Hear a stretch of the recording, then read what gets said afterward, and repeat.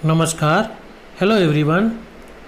जो कोई भी प्रतियोगी परीक्षाओं की तैयारी कर रहे हैं वे यही चाहते हैं कि जल्दी से जल्दी उनकी नौकरी लग जाए, लेकिन तैयारी के दौरान कुछ ऐसी गलतियां करते हैं जिसकी वजह से वे सफल नहीं हो पाते हैं। आज यह वीडियो उन लोगों के लिए है जो प्रतियोगी परीक्षाओं की तैयारी कर रहे हैं या तैयारी करने की शुरुआत करना चाहते हैं। तो बात करेंगे उन चीज़ों की जो सफलता के लिए अभ्यर्थी या उम्मीदवार में होनी चाहिए। जीवन में सफलता के लिए सबसे ज़रूरी चीज़ है गोल। गोल अर्थात लक्ष्य। एक साथ कई एक लक्ष्य के बारे में सोचते हुए तैयारी करना गलत है। हाँ, मगर परीक्षा का पैटर्न एक हो तो लक्ष्य अनेक हो सकते। जैसे यदि कोई यूपीएससी सिविल सेवा की तैयारी कर रहे हैं तो वे प्रोविंशियल सर्विस कमीशन का तैयारी भी साथ साथ कर सकते हैं, क्योंकि दोनों के पैटर्न में कमोबेश समानता होती है।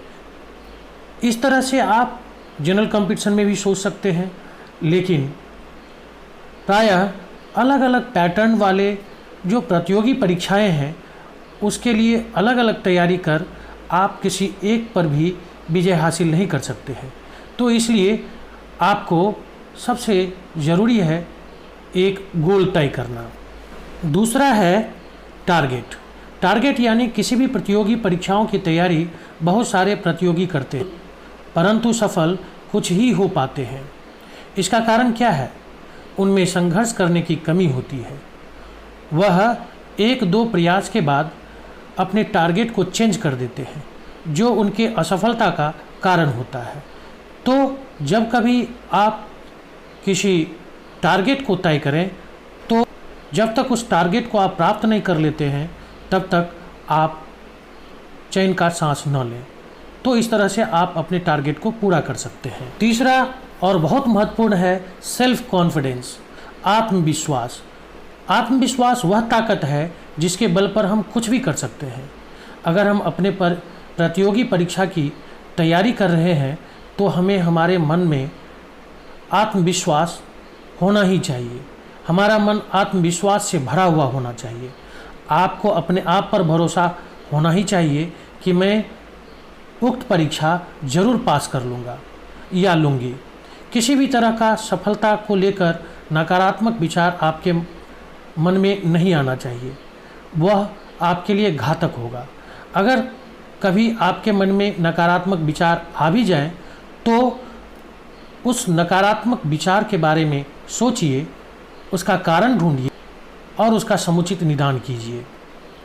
चौथा पॉइंट है कंसिस्टेंसी और कंटिन्यूटी। अगर हमें सफलता का स्वाद चखना है तो अपने तैयारी में ये दो बातें ज़रूर शामिल करना होगा।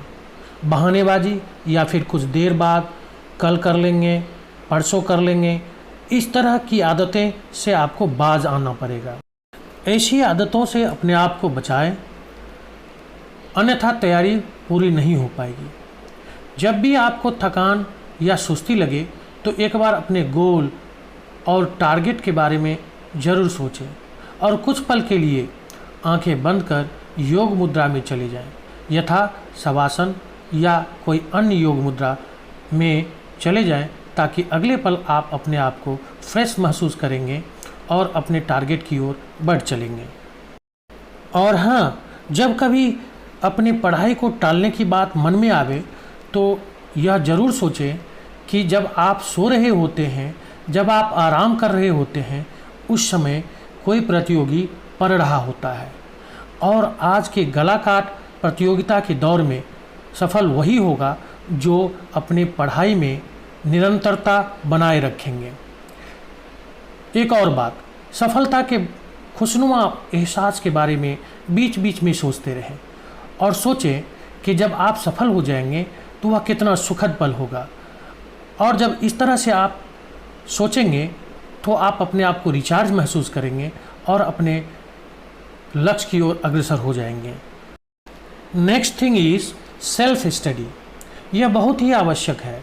अगर आप कहीं कोचिंग या ट्यूशन ले रहे हैं तो सिर्फ उस पर निर्भर ना रहें, अर्थात ट्यूटर के पढ़ाए हुए को पढ़ना और उनके द्वारा दिए गए होमवर्क को करना मात्र आपके लिए काफ़ी नहीं होगा। आपको अपने लिए समय निकालना होगा और उस समय में आपको स्वाध्याय करना होगा, सेल्फ स्टडी करना होगा। ट्यूशन या कोचिंग तो आप कठिन विषयों का लेते हैं, लेकिन जो शेष बचे विषय है उसको भी अपने टारगेट में रखें, उसके लिए भी आप समय निर्धारित करें। तो सेल्फ स्टडी आपके लिए बहुत ज़रूरी है। अगला है टाइम मैनेजमेंट। आप जो कुछ भी करते हैं इसके लिए आपके पास एक टाइम टेबल का होना बहुत ज़रूरी है। आपके पास ट्यूशन एवं कोचिंग के टाइम एवं उससे संबंधित कार्यों के लिए टाइम के अतिरिक्त सेल्फ स्टडी के लिए लिखने, पढ़ने और समझकर याद करने का टाइम टेबल ज़रूर होना चाहिए। और अब आपके सफलता को निर्धारित करने के लिए सबसे महत्वपूर्ण फैक्टर है रिकॉग्नाइज योर वीकनेस। अपने कमी को पहचानिए। कहने का मतलब है, अगर आप फर्स्ट अटेम्प्ट में एग्ज़ाम क्लियर न कर पाए तो ध्यान से सोचें कि क्या कमी रह गई, उस कमी को पहचानें और उस कमी को दूर करने का प्रयास करें। कभी भी निराश और हताश न हो। असफलता से सीखें और सफलता की ओर आगे बढ़ चलें। अगला महत्वपूर्ण पॉइंट है subject and topic wise chart preparation. अगर आप अपने प्रिपरेशन टेबल के सामने एक ग्रीन बोर्ड या नोटिस बोर्ड लगाते हैं और उस पर अपने परीक्षा के सब्जेक्ट और उसके टॉपिक्स लिख देते हैं और जैसे जैसे आप टॉपिक पढ़ते जाते हैं उसे टिक करते जाते हैं, तो ये आपके सफलता को निर्धारित करता है। इस तरह चक्रानुक्रम में इसके कई रिवीजन साइकिल को पूरा करें। ऐसे में आप अपने प्रतियोगी परीक्षा के सिलेबस का कई साइकिल ऑफ रिवीजन पूरा करते हैं तो सफलता आपके कदमों में होगा। अगला महत्वपूर्ण पॉइंट है पॉजिटिव पीयर ग्रुपिंग। कोई भी बुरी आदतें हम अपने माँ बाप से नहीं सीखते हैं, वे हमारे साथ रहने वाले दोस्तों से आता है। हमें इसीलिए अपने दोस्तों का चयन सावधानी से करना चाहिए। आप अगर सिगरेट पीते हैं, आप अगर कोई गलत व्यसन करते हैं, शराब पान करते हैं, तो यह जो बुराई है यह आपके माँ बाप से नहीं आती। कोई भी माँ बाप अपने बच्चों में बुरी आदतें नहीं देखना पसंद करता है। इसलिए निश्चित रूप से आप अपने दोस्तों का चयन सावधानी से करें और मैं तो कहूँगा ऐसे दोस्तों का चयन करें जो आपके प्रतियोगी परीक्षाओं का तैयारी कर रहा हो। उनके साथ उठने बैठने से आप उन्हीं परीक्षाओं के बारे में चर्चा करेंगे और इस तरह से आप अपने परीक्षा का भी तैयारी कर पाएंगे। और ये रहा सबसे अंतिम और महत्वपूर्ण तथ्य, कंट्रोल योर नेगेटिव थॉट्स। जब कभी आप अपने आप को युवा मन के गिरफ्त में पाते हैं, आप गलत सोच के गिरफ्त में आते हैं, तो अपने गोल, टारगेट और फीलिंग आफ्टर सक्सेस के बारे में सोचें। यह सोचें कि जब आप सफल होंगे तो उस समय किस तरह का सुखद पल होगा, आपको कितना अच्छा लगेगा, आपके माता पिता आप पर कितना गौरवान्वित महसूस करेंगे, आप समाज में कितना प्रतिष्ठापित होंगे। इन बातों को सोचने से आपके मन में जो नेगेटिव थॉट डेवलप करेगा वह वहीं रूट आउट हो जाएगा। और मैं तो कहूँगा कि नित्य सुबह शाम कुछ देर के लिए योग मुद्रा में बैठकर अपने इष्ट देव का ध्यान अवश्य करें। इससे आपका मन एकाग्र होगा और गलत रास्ते पर जाने से आप बच पाएंगे।